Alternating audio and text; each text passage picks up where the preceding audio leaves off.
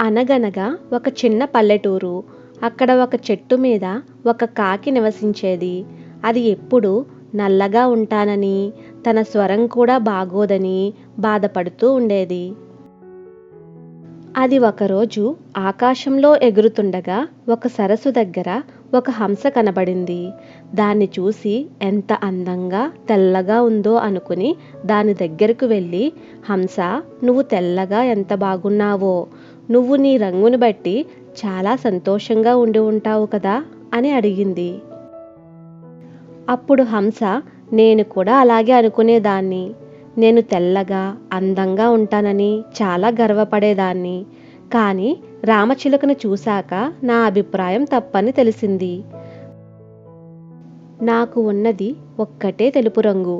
ఆకుపచ్చ, ఎరుపు రంగులతో రామచిలుక చాలా బాగుంటుంది అని అంటుంది.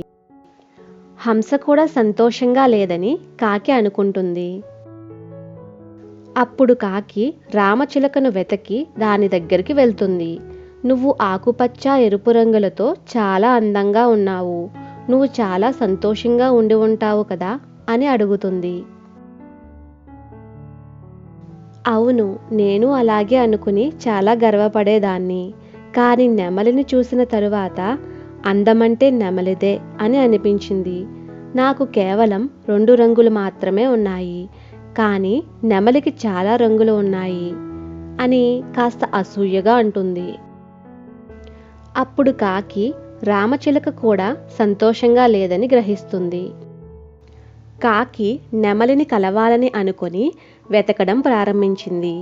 కానీ ఎంత వెతికినా నెమలి జాడ మాత్రం దొరకలేదు. ఒకరోజు అడవిలో నెమలిని చూసి దాని దగ్గరికి వెళ్ళి అడిగింది, పక్షులన్నిటిలో అందమైన దానివి నువ్వే. మనుషులకు కూడా నువ్వంటే చాలా ఇష్టం. నీ నాట్యం కూడా చాలా బాగుంటుంది. నువ్వు చాలా సంతోషంగా ఉండి ఉంటావు కదా అని అడిగింది. అప్పుడు నెమలి కాకి చెప్పిందంతా విని ఇలా అన్నది, నేను అందంగా ఉండడం వల్లే నాకు సంతోషం లేదు. ఎందుకంటే వేటగాళ్ళు నన్ను పట్టుకోవడానికి ప్రయత్నిస్తారు. నన్ను పట్టుకుని నా రెక్కల నుంచి ఈకలను పీకి బజార్లో అమ్ముతారు. మనుషులు వాటిని ఇంటిలో అలంకరించుకుంటారు. కొంతమంది నన్ను జూలో కూడా బంధిస్తారు. చివరికి కాకి అడుగుతుంది, అయితే ఎవరు ఎక్కువ సంతోషంగా ఉన్నారు అని. నెమలి చెప్తుంది, నువ్వే అందరికన్నా సంతోషంగా ఉంటావు. మా అందరికీ వేటాడుతారు అనే భయం ఉంది. నీకు అలా కాదు. నిన్ను ఎవరూ చంపరు. ఎవరి వల్ల ఇబ్బంది లేదు. నువ్వు స్వేచ్ఛగా ఈ లోకంలో బ్రతకగలవు. అందుకే నువ్వు నల్లగా ఉన్నా సంతోషపడాలి.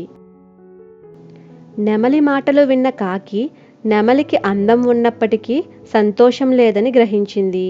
అప్పటి నుంచి ఎవరితోనూ తనను తాను పోల్చుకోకుండా తనకు ఉన్నదాన్ని బట్టి సంతోషంగా జీవించింది. ఈ కథ ద్వారా మనకు తెలిసే నీతి ఏమిటంటే, ప్రతి ఒక్కరూ ఎదుటివారితో పోల్చుకొని బాధపడుతూ ఉంటారు. మనకున్న దానితో సంతోషంగా ఉంటూ మనం ఎలా ఉన్నా మనల్ని మనం ప్రేమించుకోవడం చాలా ముఖ్యం. ఈ కథ మీకు నచ్చినట్లయితే నా ఛానల్లో ఇలాంటి మంచి మంచి కథలు చాలా ఉన్నాయి. Please like, share and subscribe my channel.